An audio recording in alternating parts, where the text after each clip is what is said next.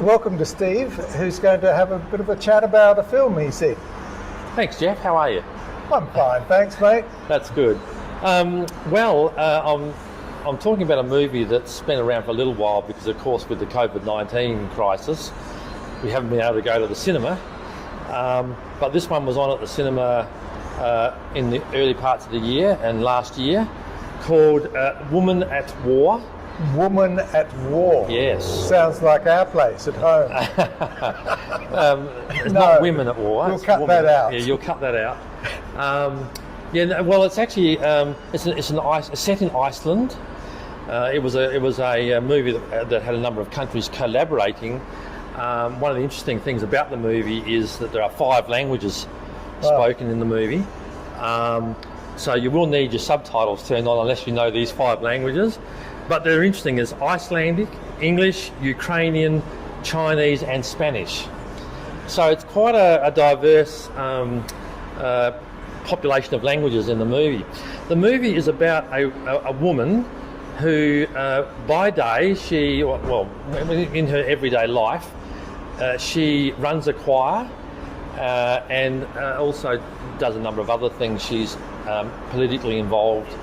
But when she's not doing that, she is out on the countryside, and the film actually opens with her running across the countryside with a bow and arrow, and she is shooting down the electrical wires by a company who is putting these power lines across the landscape, and she's against this. So she's an activist when it comes to environmental issues and so on. So the movie is all about her and the challenges that she faces doing that, the way she gets into trouble with the authorities, how she balances that and her everyday life. But she's also got a particular desire that she's working on, which I won't tell you about because it'll be interesting when that unfolds in the movie. But her activist activities become things that conflict with that desire. And so she's got to try and weigh up her priorities, and they're both about saving something. Yes. But they compete with each other in terms of her future lifestyle.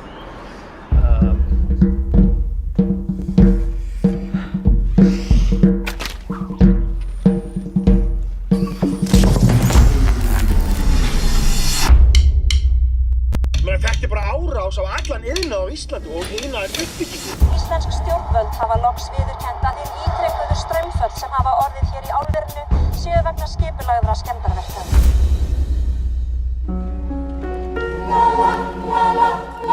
Hvað var þyrlan að gera þarna? Þú verður að stoppa nú. Við verðum að klára planið. Sko. Við erum líka síðasta kynslóðin sem getur brugðist við og stöðvað hernaðinn gegn móður jörð. Fjallkonan. Núna verður að senda frá þér yfirlýsingu. Þetta er í öllum fjölmiðlum. Það er allir gjörsamlega að fara á taugum. Það var allt eitthvað flókið núna.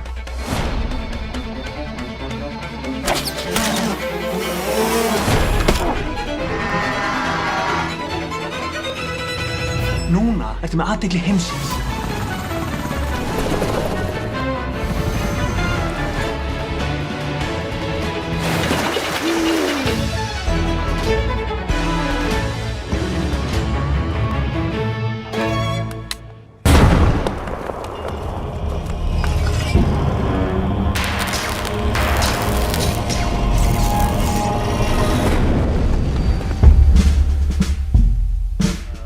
So it's a very quirky comedy drama, and one of the quirkiest aspects of it is the soundtrack, played by a small group of musicians playing Icelandic cultural, well actually I think it might be Ukrainian music, but they're dressed in this little band, and so rather than the soundtrack playing on a track behind the bit behind the movie, this little band appears in the movie itself.